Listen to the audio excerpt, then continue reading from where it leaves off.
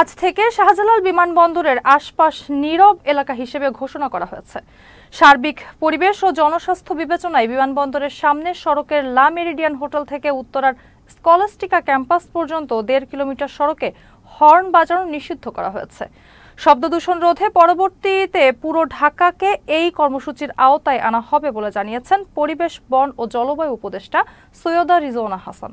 মাহতাব ফারাহির পাঠানো তথ্যচিত্রের desk report.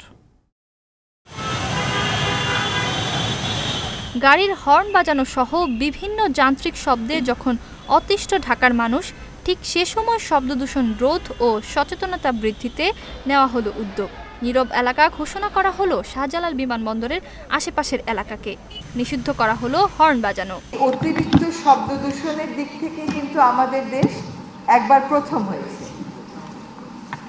এটা যেমন বধিরতার সৃষ্টি করে, নানান রকম বিরক্তি, অস্বস্তি এবং বড় ধরনের শারীরিক অসুবিধারও সৃষ্টি করে।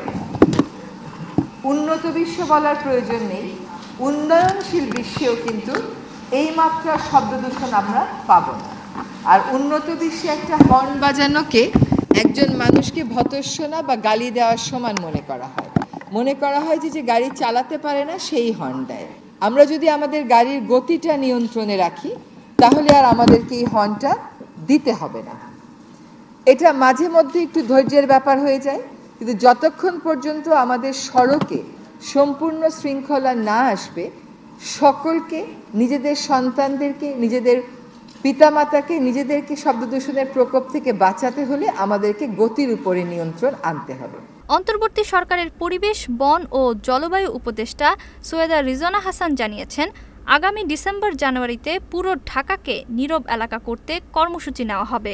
এই যে দীর্ঘদিনের অভ্যস্ততা, এইটা সারাতে অবশ্যই আমাদের অভ্যাসগত পরিবর্তন লাগবে এবং বিআরটি এর সাথে আমাদের কথা হচ্ছে যে যখনই লাইসেন্সটাকে রিনিউ করবে সেখানে একটা শর্ত দিয়ে দেওয়া যায় কিনা যে হর্ন বাজানো যাবে না। কারণ আমাদের চালকদের তো আসলে সে অর্থে কোনো ট্রেনিং নেই। আমাদের সরকারি যারা গাড়ি চালায় তাদের ট্রেনিং আছে বলে তাদেরকে বললে তারা কথাটা বোঝে, কিন্তু বেসরকারি খাতে বেশিরভাগেরই কোনো ট্রেনিং নেই।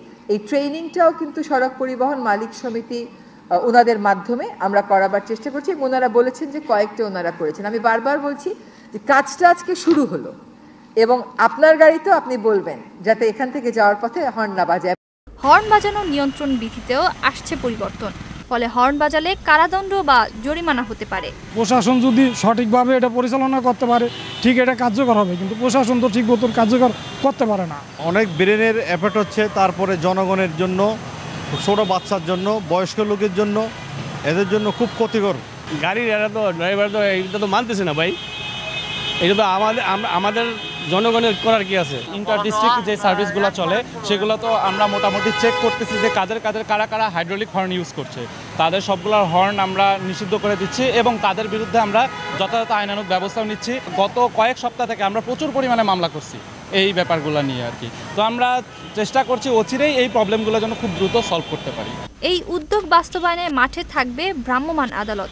পরিবহন চালকরা বলছেন, প্রচারণার পাশাপাশি দরকার সবার আন্তরিক সহযোগিতা। সার্বিক পরিবেশ ও জনস্বাস্থ্য বিবেচনায় প্রাথমিকভাবে বিমানবন্দরের উত্তরের স্কলাস্টিকা পয়েন্ট থেকে দক্ষিণে লা মেরিডিয়ান পয়েন্ট পর্যন্ত নীরব এলাকা করা হলেও পরবর্তীতে সারা দেশে বিশেষ করে স্কুল, কলেজ ও হাসপাতাল এলাকাকে গুরুত্ব দিয়ে হবে বলে জানিয়েছেন এই উপদেষ্টা। মেহরুন মিম, চ্যানেল এস, নিউজ ডেস্ক।